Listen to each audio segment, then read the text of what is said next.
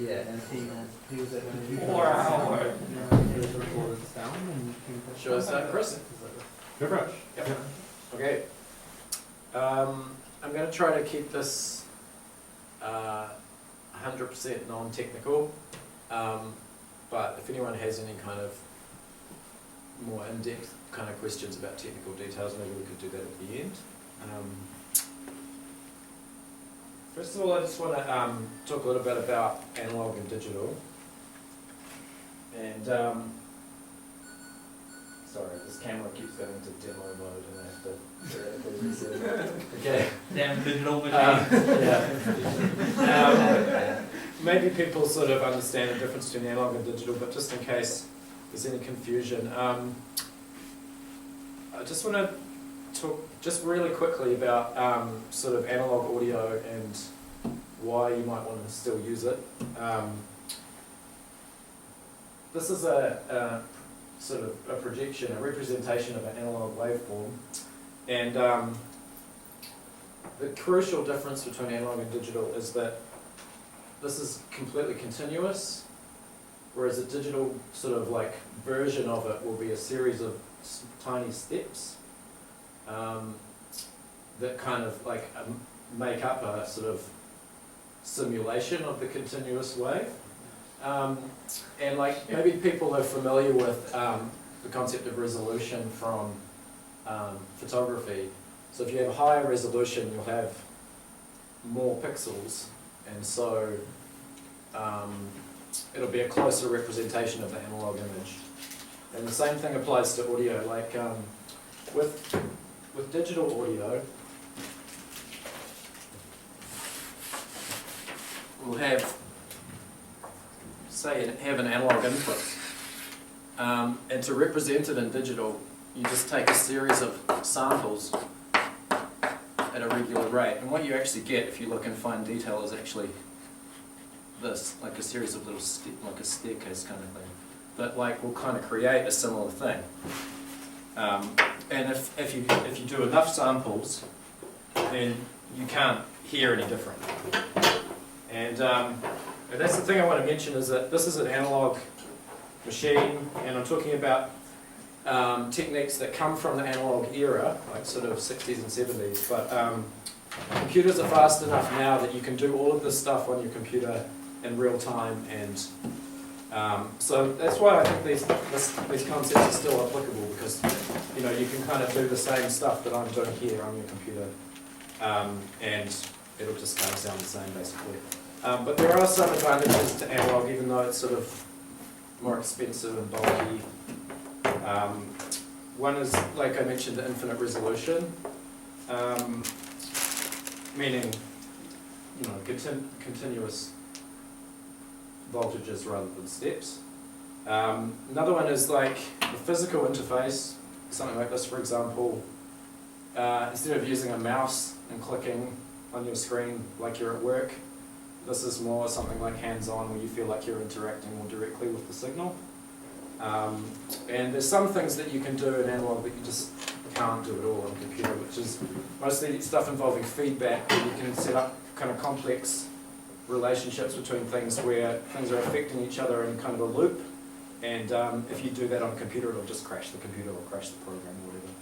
And so you can get sort of more complex, like kind of organic things happening that you couldn't really do in digital. So I'm just going to start off running through the basic waveforms that are kind of the building blocks of analog synthesis from sort of the 60s and 70s era. So this is a sine wave. What you're hearing is what you're seeing. The sine wave is just one single frequency. If you think of like a note on a piano or a guitar or something, even though it's a single note, what you're actually getting is a series of higher frequencies all added together. So maybe I can demonstrate that. There's kind of a richness to it that's missing from this.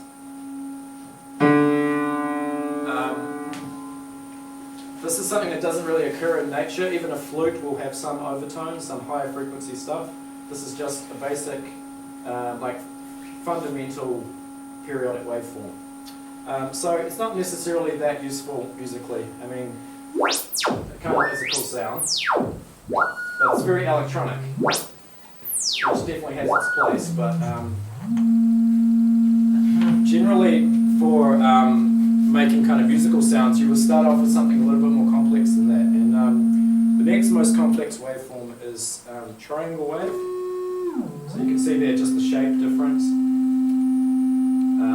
straight sides, and most importantly the pointed top and bottom. Now, with these waveforms, the hard edges are the things that create the higher frequencies. You can hear there's a sort of slight buzziness, like it's still pretty mellow sounding, but there's a little bit more going on above the basic single frequency. Can I ask you a really obvious dumb question? Sure. Isn't it, you know, a wave, a sound wave is like a thing that goes through the air and it's a wave, right? That's right. You see it in science class. Mm-hmm. But what's a wave like that? I mean, it's not doing that, though, is it? Okay, so trying to briefly explain what's happening here. There's voltages going up and down inside this box, and I'm sending that voltage to two different destinations. One is to an amplifier and speaker that creates sound wave where it's compression and expansion of air molecules. And so this would represent like a high level of compression of air molecules, and this would represent the opposite, where they're expanded apart from each other. Now, I'm also sending the signal to an oscilloscope, which just represents what's happening, the wiggling voltage, just like a physical quantity that's going up and down. It just represents it on a screen, like a CRT screen. So, I mean, obviously, it's just two different representations of the same thing. Does that make sense? Oh, kind of. Yeah. Okay. It makes sense, but I thought that a wave's always like move, like if you're moving. Right. Okay. Well. Yeah, I know what you mean. Like with the sound in the air, it will propagate outwards. But what's happening here on the screen is just, you think of a voltage. You don't really need to understand what voltage is or like how it works. You can just think of it. It's just a physical quantity. Just think of it as a number. Like 5 volts is higher than 0 volts, and that's just like going up and down. It's getting higher and lower. So up here, you know, maybe we've got 5 volts, and down here we've got 0 volts. And what the oscilloscope does is it just smears that out on the screen so you can see it. It's if you slow this down, now that's sub-audio, so it's going too slow for us to be able to hear it. It's like super, I mean, I could demonstrate by going. So that's audio frequency, but as it gets slower, it's getting into bass, and now that's getting into pretty sub-bass kind of.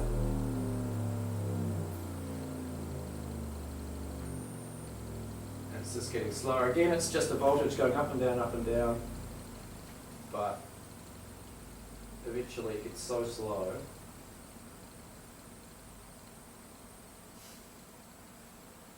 that we can actually see it physically moving up and down. Now that's the same waveform. It's just going so slow we can't hear it, and that shows you more of a representation of what's kind of happening in the box, which is just something going up and down. In terms of an analog signal, is there a direct relationship between volts and like hertz? No, hertz is a measure of frequency, which is how fast something is happening. So this is a low frequency, but you can have a low frequency like really slow, but it could be a small amount of voltage or much bigger. So those are two different things. Voltage is an amplitude, like how much quantity. Yeah. Okay.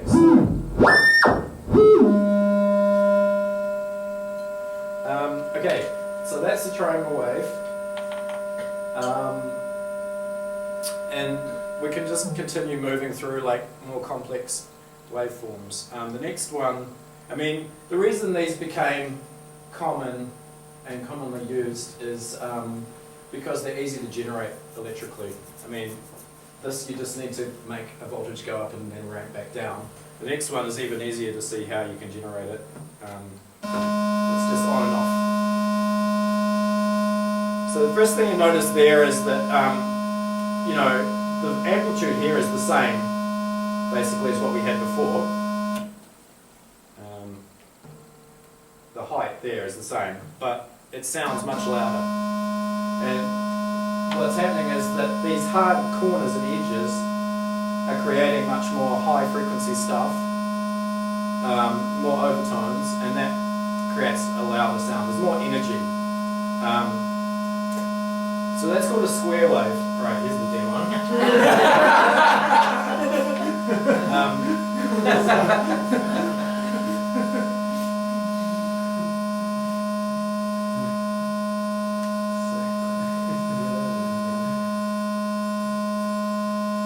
This is called a square wave for, I mean, presumably pretty obvious why. Yeah, so what you've got here is some electronic circuit that's just, this is off, and it just switches on and off again. And this is like, you know, it's commonly said that this kind of has a characteristic of a bit like a clarinet or something. I don't know if you can really hear that, but just in terms of the tone quality only, the low register of the clarinet. This is one of my favorite electronic sounds. I'm going to turn it up a bit.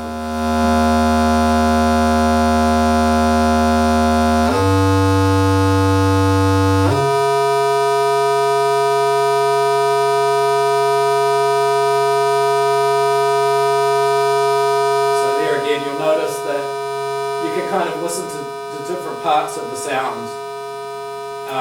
There's the sort of the lowest part, which is the fundamental frequency. And then you've got that sort of buzziness over the top of it. And those are the overtones that we're missing from the triangle and the sine wave. Now, the square wave is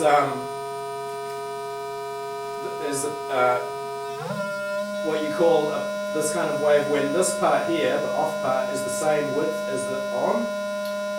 But you can actually change that. And this is this is a pulse wave. It's the same thing really, it's just that the on part is like a different length from the off. And you can easily hear the sonic difference there.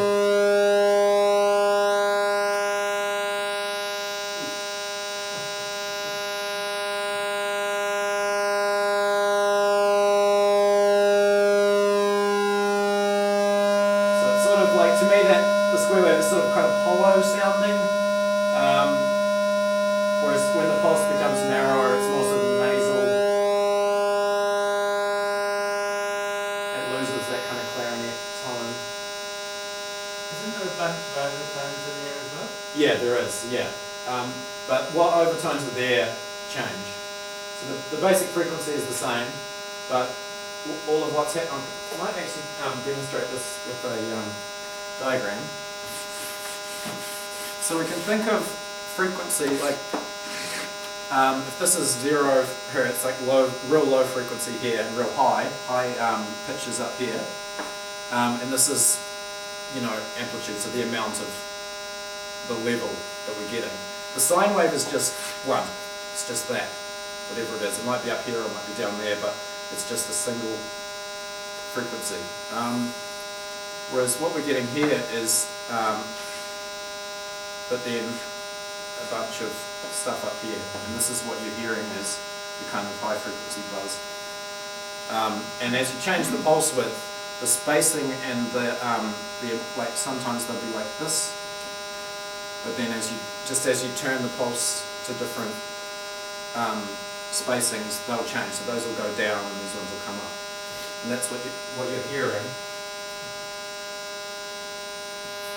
when I do that.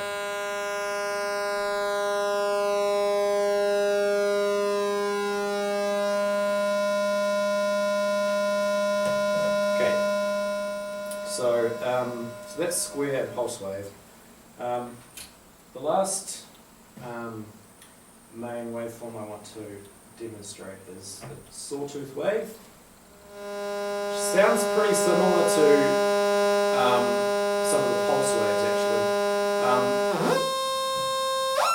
This one is commonly referred to as having a kind of brassy character, like a trumpet. I'm not sure really if you know you guys agree with that idea, but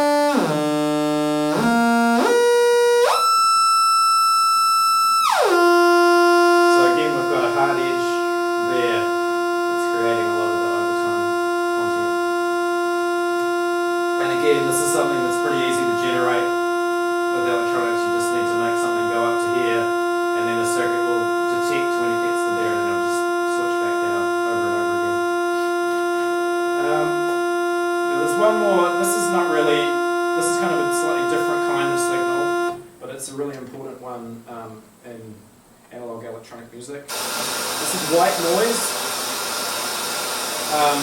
and the reason why it's so important is because it's random. It's like all the frequencies in the spectrum, but the amount that they're occurring is random, continuously in time, just like randomly going all over the place, which you can see. It's just varying constantly, and it's totally unpredictable. It's actually, you know, like it's unpredictable right down at the quantum level. So you can use it to do encryption, and that's unbreakable and stuff. And the reason this is important is because, I mean, you can pretty easily tell that a lot of these sounds, that's incredibly sterile. I mean, partly because it's not moving, it's not changing in volume, but also it just has a very flat kind of character fundamentally. And also, if you're trying to represent a sound that has some kind of noise in it, you really need to be adding in something that is like that, or this is pink noise.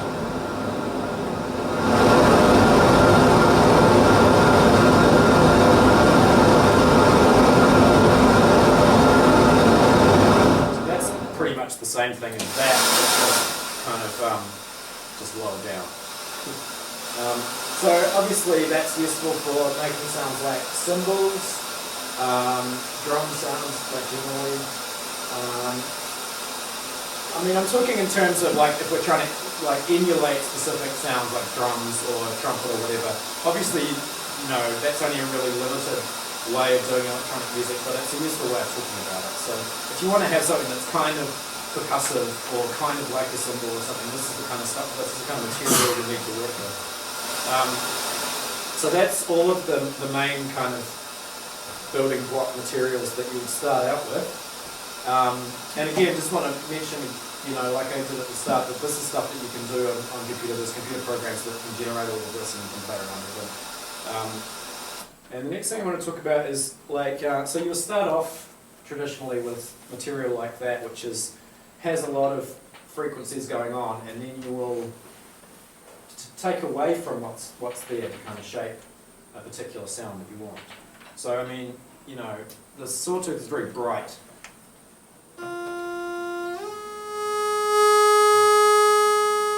So you might use what's called a filter to alter what's going on. It alters the shape of the waveform, and in doing so, it alters the sound, as you see. So this is called a low-pass filter, which means that it's passing the low frequencies, and it's cutting off the high frequencies. So the first thing is just maybe concentrate on what's happening with the sound. So we'll start off, that's the raw Sawtooth again. Now I'm turning down the cut-off frequency of the filter.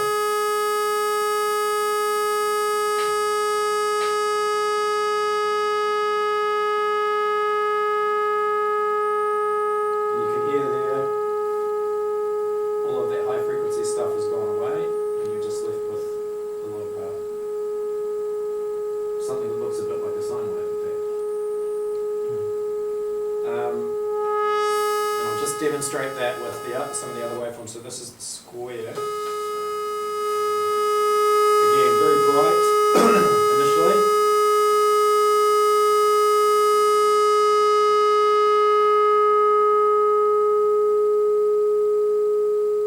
Yeah, you can see there that you're left with pretty much a pure sine wave.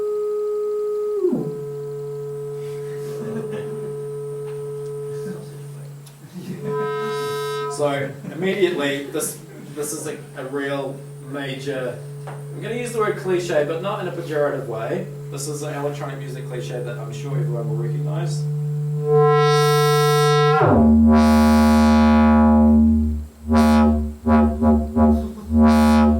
You'll make me upset, Pat. Yeah.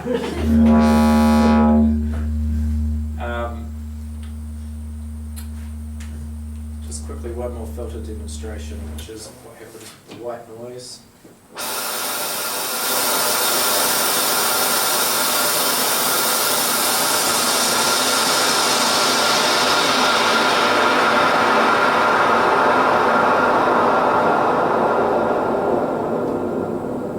So that's real useful for making the sound of the winds. Okay. Now, all of the changes in frequency or filtering that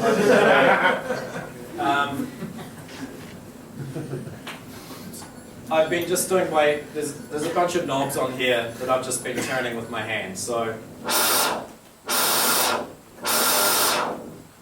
now that's obviously a lot of fun, but if you're wanting to play music, it's a bit limited. And so I just want to really quickly do a little bit of history.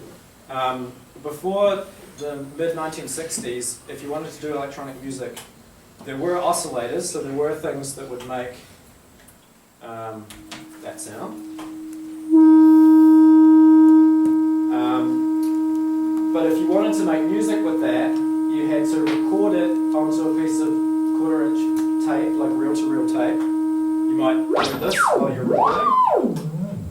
And then you would take that tape and cut it up and edit together, like splice together the pieces that you wanted to make a piece of music, which was obviously not a real-time process.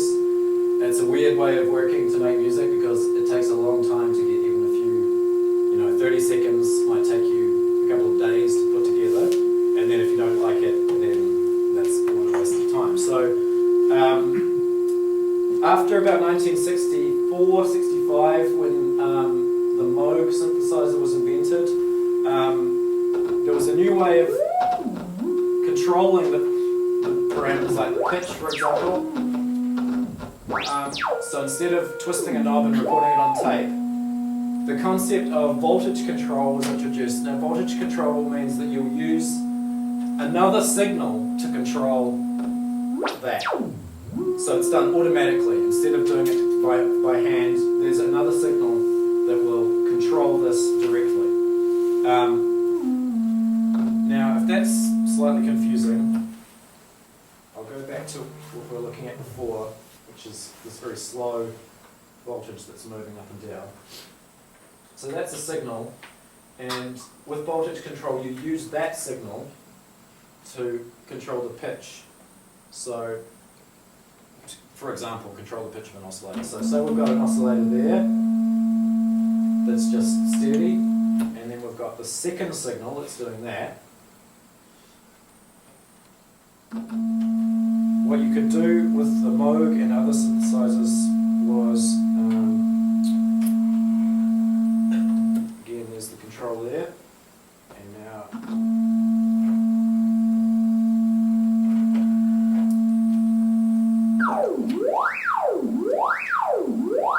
so hopefully everyone can see what's happening there. There's the control.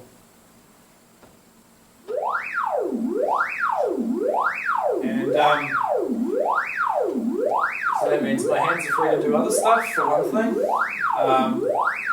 But also, I couldn't really replicate that by doing it manually, the way that it's so completely robotic. And the other thing is that I definitely could not do this.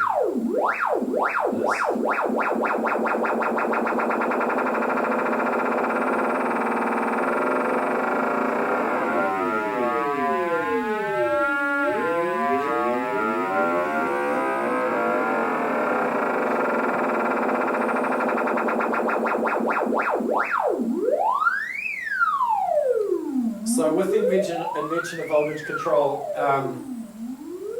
there was a huge amount of stuff that could be done that previously would have taken forever if it was possible at all. Because you can have multiple control signals and multiple audio signals all happening at once, and it can just become very complex in a way that would never be possible if you were doing it on tape. So, I mean, it's not just pitch either. You can use a signal to control. I was talking about filtering before, so.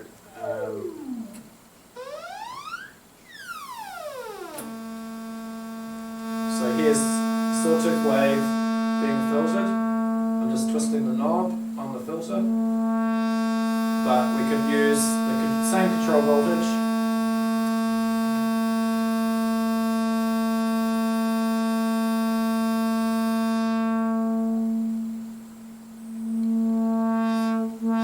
So there, instead of changing the pitch of the Sawtooth Wave is staying the same, but the control voltage is changing the timbre, it's changing the amount of overtones, the filtering. And that's, again, a bit of a cliche.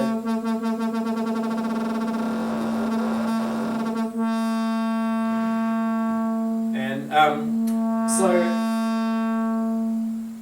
you might think of a musical tone as being, or a musical instrument as having three different main parameters. One is pitch, one is timbre, which is being changed here, and the other is volume, and that's something that can be voltage controlled as well. So here, I'm just manually changing the amplitude, but I can also use a control voltage to do that. So that's just being done automatically, same deal.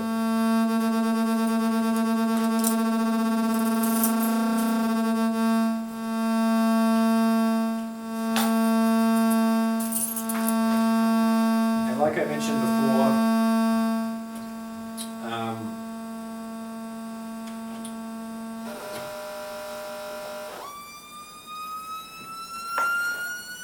the use of these control signals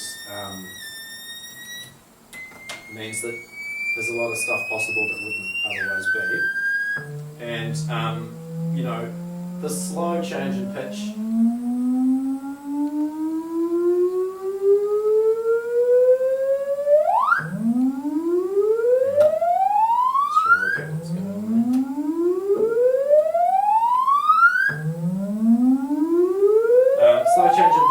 is all very well, but also if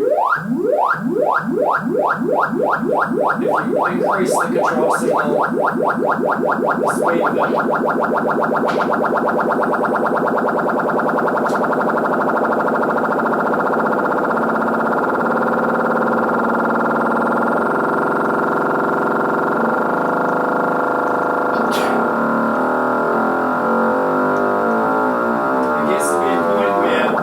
speed of individual sweeps that you can hear each one. It's still pretty fast, but you can still hear it.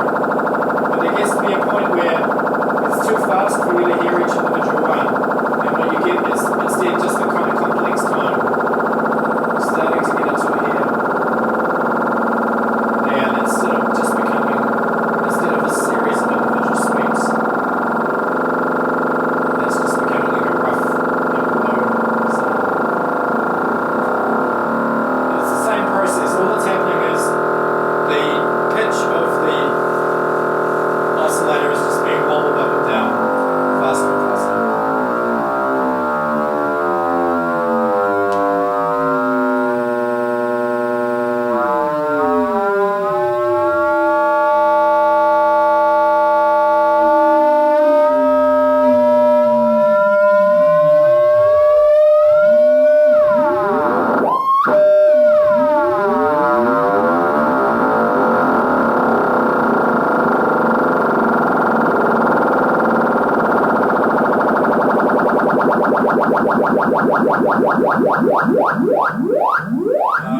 So that's frequency modulation. The frequency of the sine wave is being modulated, changed automatically. And if anyone's heard of like FM synthesis, like the Yamaha DX7 from the 80s, that's basically what it was doing. That kind of stuff.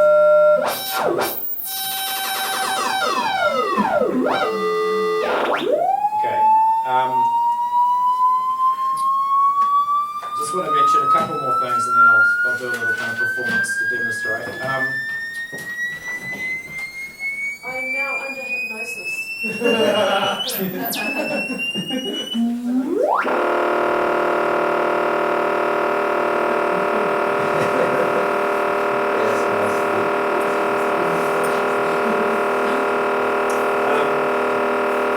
Apart from this kind of stuff, I mean, what I'm looking at is different ways of creating a more complex result than just that.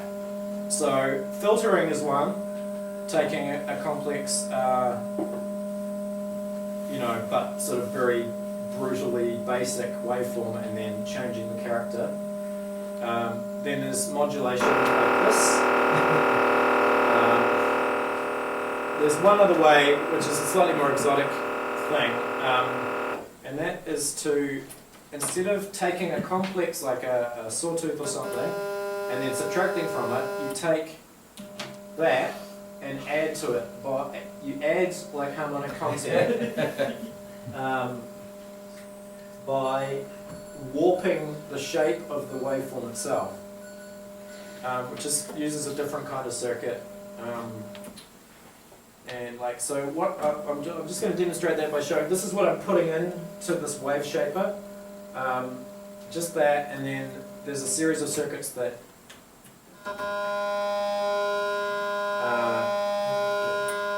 create that out of it.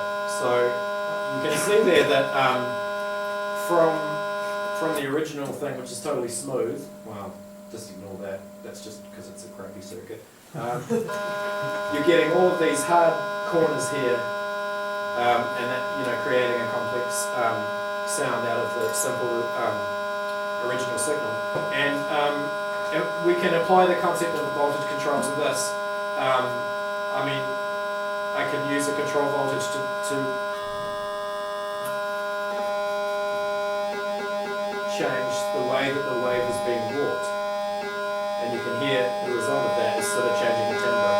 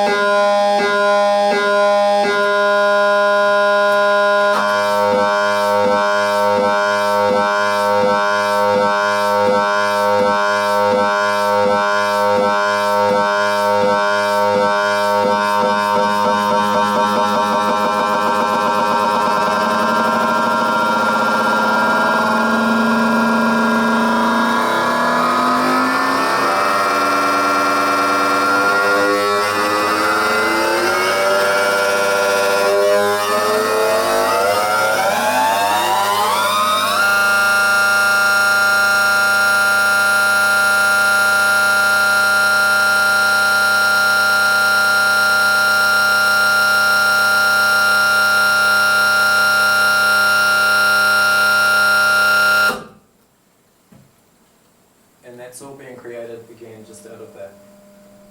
So that's a really useful technique for creating really noisy, like harsh, complex, kind of vocal, interesting sounds out of something really simple. One last thing I want to talk about is people might have heard of sequencers. A sequencer is it's a thing to basically take something like this, a steady pitch, and create a series of steps. Like so, you know, you can make a melody basically with a sequencer, and you can there's controls on it that enable you to set which pitch there'll be a series of pitches that it will go through, and you can control each one, and it'll just kind of cycle through them. This box doesn't have a sequencer, but it's got something kind of similar, or similar in sound anyway, which is called a sample and hold. And the way it works is we take a slow moving input like that, just a slow signal,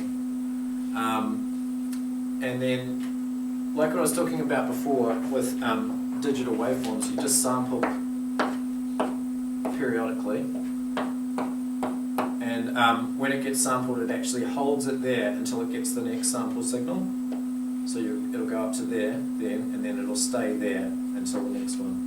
And so you get a series of steps like that. And the pattern that you get, the pattern that you get depends on how fast these are going, and also the shape that you're putting in, and what sort of speed that's happening. So you'll get a different, obviously you'll get a different pattern if you've got something that's much faster like that, and say maybe much slower here. And that means by controlling those 3 different parameters, you can get you can quickly move between a lot of different patterns. And what I'm going to do to demonstrate that is take, say, I'll make a staircase kind of thing like I was showing, and I'll apply that to the frequency of the sine wave, so how fast this is going. This will be controlling the pitch. So, is that incredibly confusing? Probably not.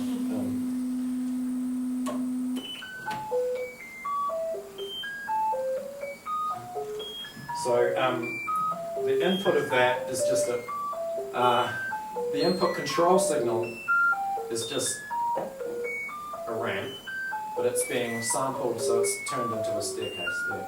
And the result of that is being applied to the pitch of the sine wave.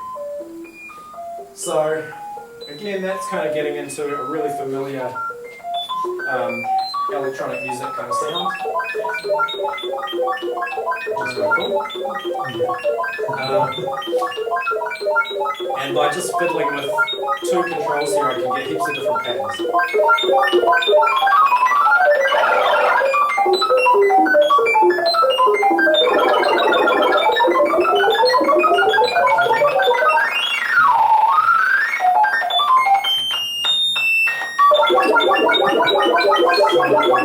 I'm just using a sine wave to demonstrate that because it keeps it simple, but of course I can apply the same kind of control to a more interesting sounding wave. So just for the end of the demonstration, I'll change the sine wave to a square wave going through a filter.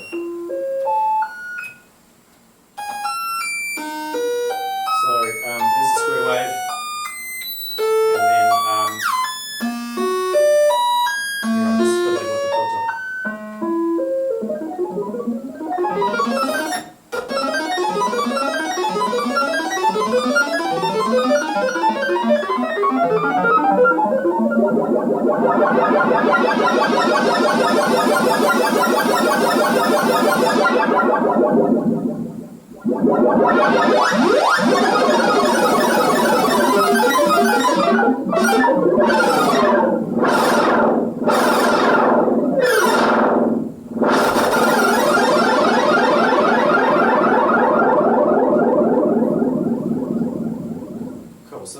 That's the last thing I wanted to demonstrate. Is there any questions about that stuff now, or would people rather wait till the end? Nothing springs to mind? So I might just do a little sort of demo performance thing. Is there any more beer? Can I ask one other question? Yeah, sure. You've got those wave shapes. Yes. Is that because they're the only wave shapes that there are? No, that's like I was saying. The reason that these ones are traditionally used is like yes. Actually, no, sorry. Yeah, they're easy to generate. You can make a square wave by just switching something on and off. I mean, there's no theoretical reason why you couldn't have, just any arbitrary shape. It just means like you'd have to generate each part of that individually, and that would mean a really complex circuit. I mean, you totally can do that. It's just and each one of those is generated by some fancy component. Yeah, there's a bunch of components wired together under Yeah. here that create that. Yeah. So you could effectively build a new component if you wanted, but you can sort of do anything you could anyway. You can.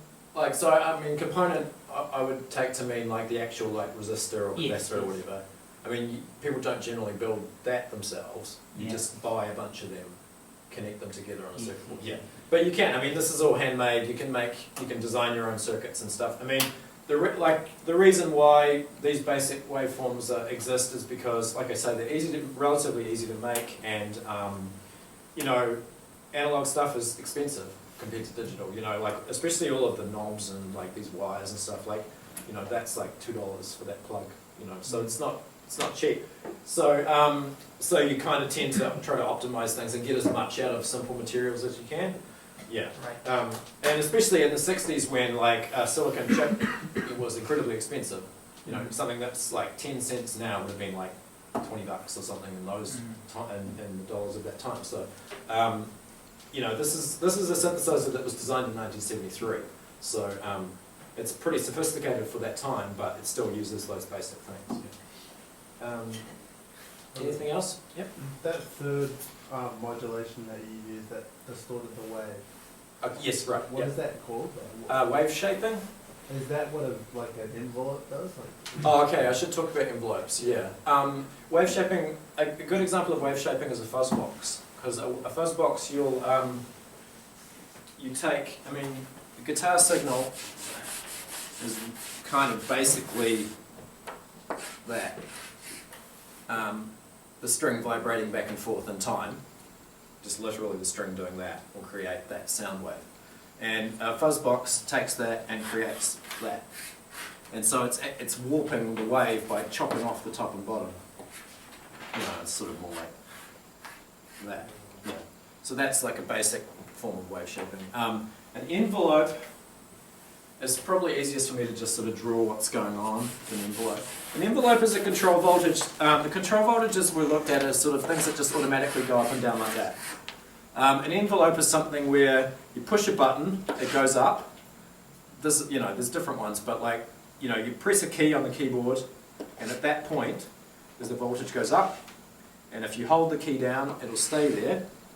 And then at this point in time, if you take your finger off the key, it will come back down like that.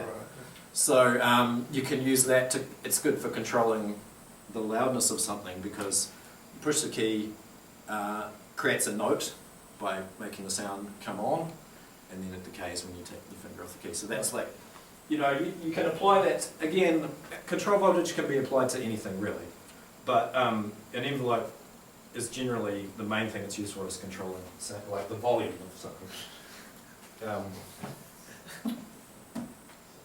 Yeah. Does that answer the question? yeah. Anything else? So we were seeing that those other shapes, when Yeah. you use the low pass filter on them, but effectively made them back like a sine shape. Yeah, right. So high pass and low pass filters is effectively like anti-distortion. Yeah, that's a good way of thinking about it. Yeah, it's reducing. Let's just watch the demo. It's reducing the high frequency content. Yeah. Right. I mean, it's sort of, I guess you could kind of think of it as being wave shaping, and it does change the shape of the waveform, but it's sort of a different, the way that it's done electronically is different from the wave shaping I was demonstrating. Yeah.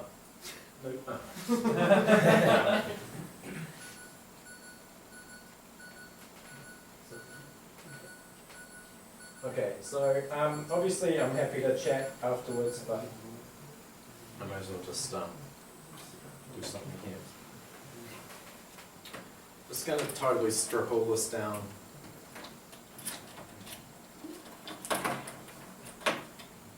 So this machine, you found plans for it? Yeah, just on the net, yeah. It's actually, a version of this machine is still manufactured, but they cost about probably 20 grand or something, 10, 15 grand. What is it? Which what is it? Surge. Okay. Yeah. So yeah, there's still a company that manufactures Surge stuff. They're more up-to-date circuits than this, but you know, quite similar design concept and stuff. But yeah, I mean that's one good reason to DIY, because that's a very expensive machine.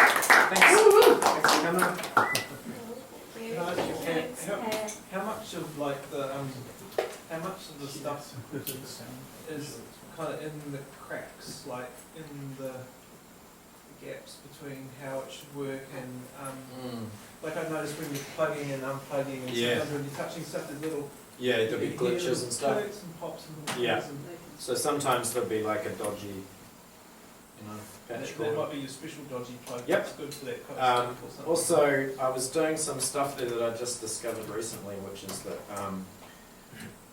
you know, like the stuff that I'm connecting together here is directly, you know, like the sockets connect directly into the circuit boards.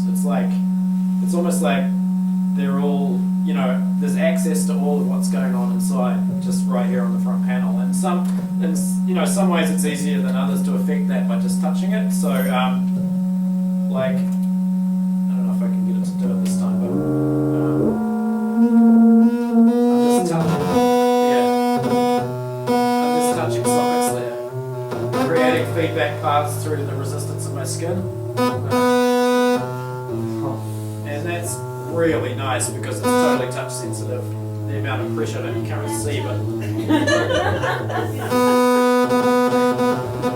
That's not a particularly interesting example, but you can get really nice kind of organic, weird, random stuff happening that's really unpredictable. So yeah. And also, I haven't done this, but you could totally like wet your fingers and play the circuit boards. It's not. I mean, the voltages in this thing are pretty safe. So yeah. I mean, maybe I could do that.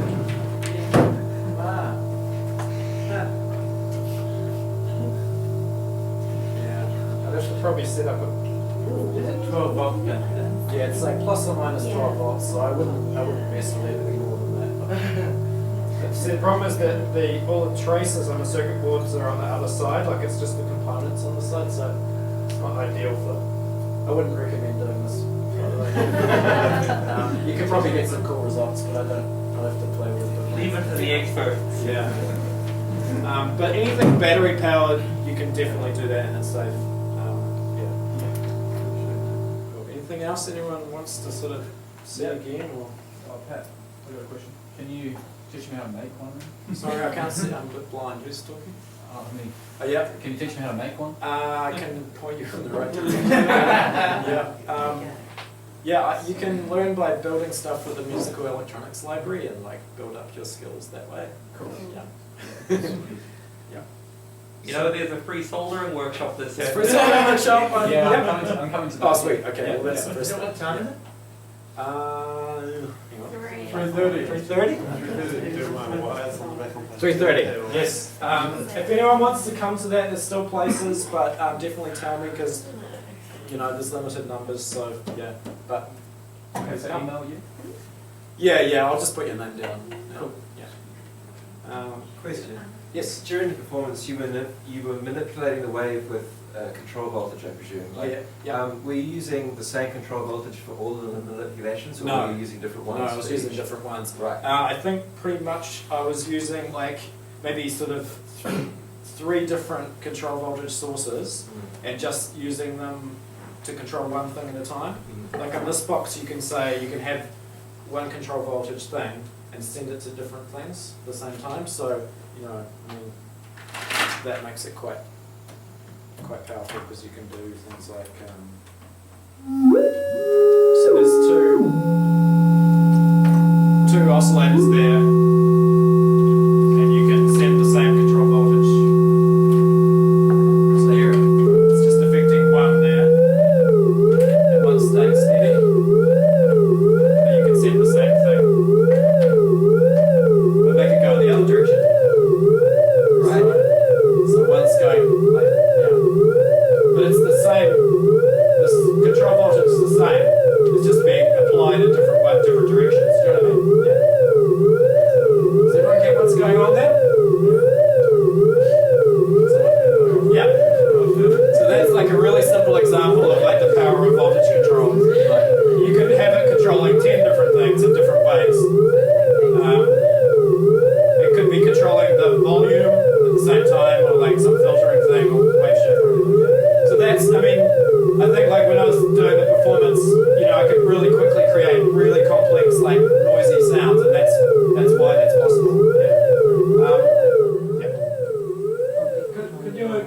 with the oscillator how a recit tone works? So like, is that Yeah, I don't understand how that works. So that's a sound.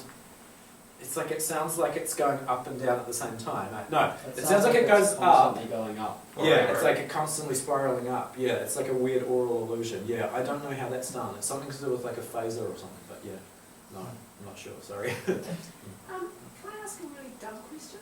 Go ahead. So when you go to a power station, Yep. you know, Yeah, like a. hydroelectric power Yep. station or something, Yep. and the noise that you hear in those Yep. coming from the turbines, Yep. is that it? Is that the noise? I mean, not specifically, but So you So mean the the noise that noise you that's hear being from like. So if you go to like a. the noise that's being made by the pylons and stuff. Yeah, yeah, is yes. getting close to them. Is Yeah, that, okay. Is that what we hear? Is Similar, that what yeah. we hear? So that's what you're hearing is not that. Okay. You're hearing probably something like the line, the voltage that comes out of the wall is an AC sine wave at 50 hertz. So it's that basically. Yeah. I mean, you'll probably hear it more as something Sorry, I'm just like trying more to understand buzzy. what it is materially or something. You'll probably hear it sort of something more like that. Maybe if it's interfering with your hi-fi, you'll hear it as something more like that. But yeah, it's a 50 hertz. That's what we're listening to. Yeah, like it's a the- voltage. Yeah, exactly. Yeah, it's a 50 hertz voltage, but it's at 230 volts, whereas this is like won't put out more than 12 volts. So it's like really strong. But yeah, it is just a signal. Yeah, and that's why you can hear it because 50 hertz is the audio range of that you can hear is from like about 20 hertz to 20,000 hertz. So 50 hertz is like a low sound you can hear. Yeah. So that's why you stand next to a power station and you'll hear the hum.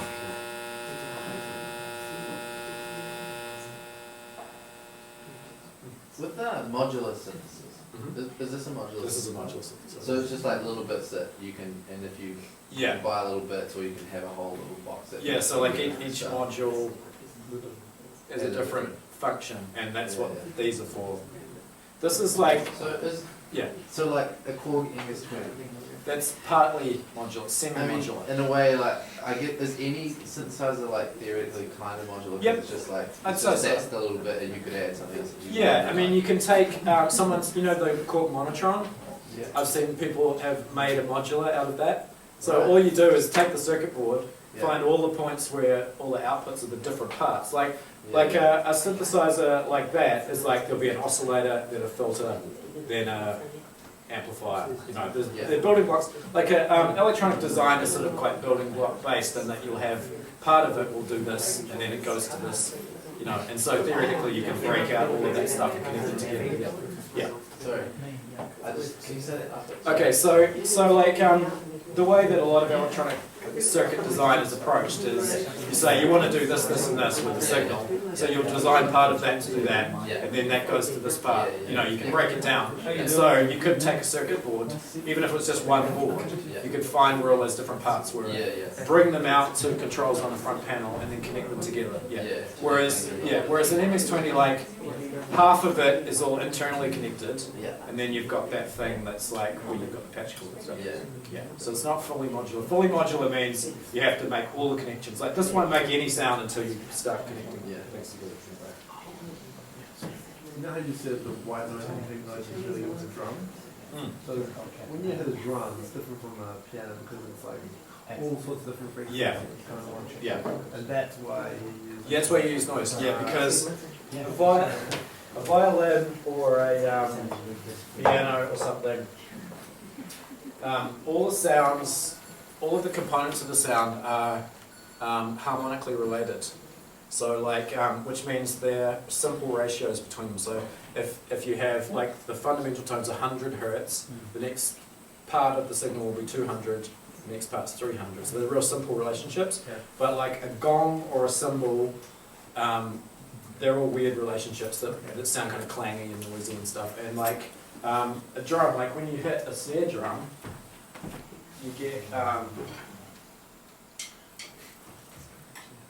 there's a lot of stuff going on. It's very complicated. But you can, I don't know if you can hear, but there's like, there's kind of like, almost like sine wave, like low vibration, but there's also a lot of real noisy stuff over the top of that. Yeah, and similar there's kind of like low sounds, quite simple components. Then you've got stick noise, and there's like the attack part, the very first part is like a kind of click. So you couldn't make that out of like sine waves. You need to have the noise added in. Right. And so when they made like that 808 clap, for example, Yeah. they would have just been messing around with white noise and Yeah, you just make something that goes like that. Like we can do it here. It's pretty easy to do.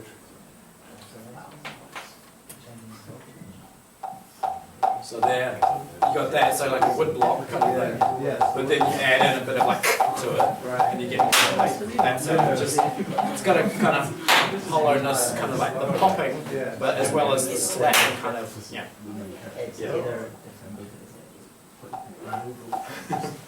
Brian Theory, everybody. Cool. Right, anyone else want to like just come up and chat? Just to terminology. Yeah, sure. Voltage control, frequency, modulation. Those that in relation to each other. Okay, so frequency modulation is using a control voltage to change the frequency. So the control voltage is the thing that's like telling the pitch to go up and down. Yeah. So frequency modulation is one thing you can do with control voltage. You can also do changing filtering or the volume of something. Is that velocity? So if I'm on a synthesizer, which is frequency Oh. velocity. Okay, so I think velocity in terms of synthesizers is related to when you play a key, Yeah. how hard you push it will make the sound go louder or something like that. Yeah, which is sort of control voltage related, yeah. But it's not really related to frequency. That is quite confusing. I was able to kind of relate visually what was going on Right. to the sound based on what you were doing during the performance. I was wondering if you don't mind, Yeah.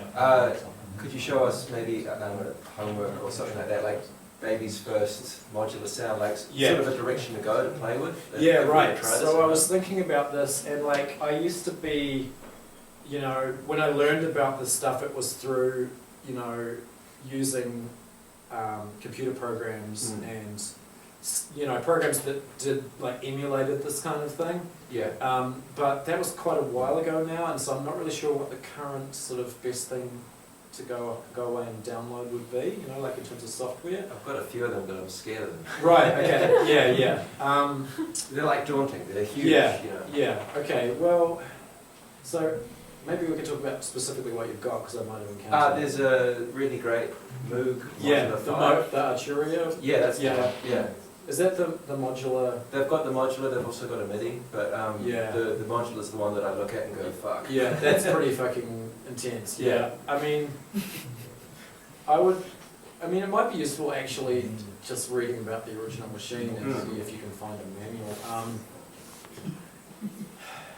I would try to work backwards from the output, so find where the output is, and then first thing to do was like, so you know where the output is, then find an oscillator and just connect, so you get a sound, so you get like a sine wave going to the output and you can hear it. Yeah.